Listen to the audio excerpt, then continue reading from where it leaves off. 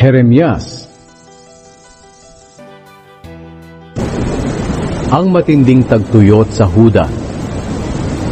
Ika-14 na kabanata. Ito ang sinabi sa akin ng Panginoon tungkol sa mahabang tagtuyot. Nagluluksa ang Huda, ang mga lungsod niya'y nanlulupaypay. Nakaupo ang mga mamamayan niya sa lupa na umiiyak at naririnig ang iyakan sa Jerusalem. Inutusan ng mayayaman ang mga alipin nila na umigib ng tubig.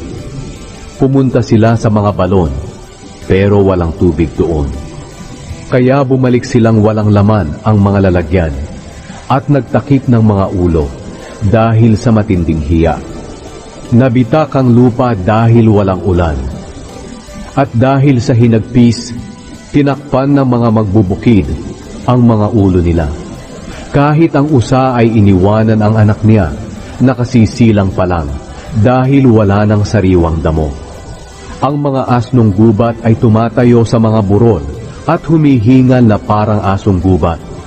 Nanlalabo na ang kanilang paningin dahil sa kawalan ng pagkain. Sinabi ng mga tao, "O Panginoon, nagkasala po kami sa inyo. Palagi kaming lumalayo sa inyo kaya dapat lang kaming parusahan. Pero tulungan niyo po kami ngayon, alang-alang sa karangalan ng pangalan ninyo. O Panginoon, kayo po ang tanging pag-asa ng Israel, ang tagapagligtas niya sa panahon ng kaguluhan. Bakit naging parang dayuhan kayo rito sa amin? Bakit po kayo parang manlalakbay na tumitigil lang ng isang gabi sa bansa namin? Katulad rin po ba kayo ng taong walang magagawa at sundalong walang kakayahang magligtas? Kasama namin kayo, O Panginoon, at kami ay inyong mga mamamayan. Kaya huwag niyo po kaming pababayaan." Ito ang sagot ng Panginoon sa mga tao. "Talagang gusto na ninyong lumayo sa akin. Ang sarili lang ninyong kagustuhan ang inyong sinusunod. Kaya ayaw ko na kayong tanggapin bilang aking mga mamamayan. Hindi ko makakalimutan ang kasamaan ninyo at parurusahan ko kayo." Pagkatapos sinabi sa akin ng Panginoon, "Huwag kang mananalangin para sa kabutihan ng mga taong ito. Kahit mag-ayuno pa sila, hindi ko diringgin ang paghingi nila ng tulong sa akin. Kahit na maghandog pa sila ng mga handog na sinusunog at handog na pagpaparangal sa akin, hindi ko iyon tatanggapin. Sa halip papatayin ko sila sa pamamagitan ng digmaan, gutom at salot." Pero sinabi ko, "O Panginoong Diyos, alam niyo po na laging sinasabi sa kanila ng mga propeta na wala raw digmaan o taggutom na darating, dahil sinabi niyo raw na bibigyan niyo sila ng kapayapaan sa bansa nila." Sumagot ang Panginoon, "Ang mga propetang iyan ay nanghuhula ng kasinungalingan sa pangalan ko. Hindi ko sila sinugo at hindi ako nagsalita sa kanila.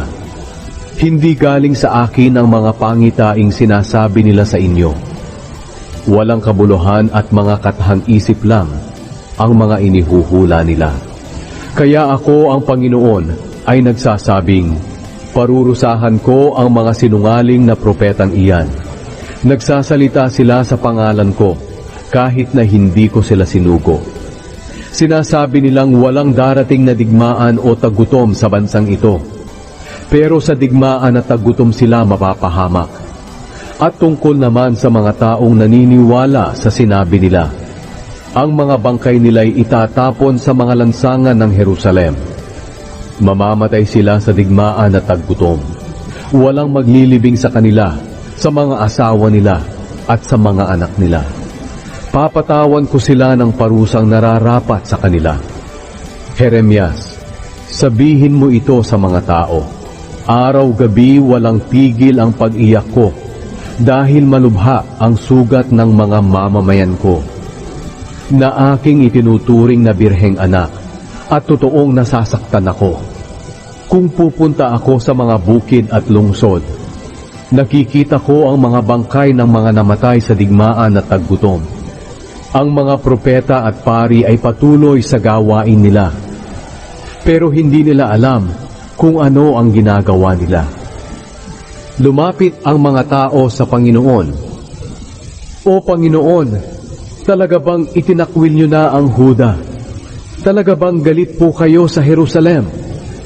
Bakit niyo po kami pinarusahan ng ganito?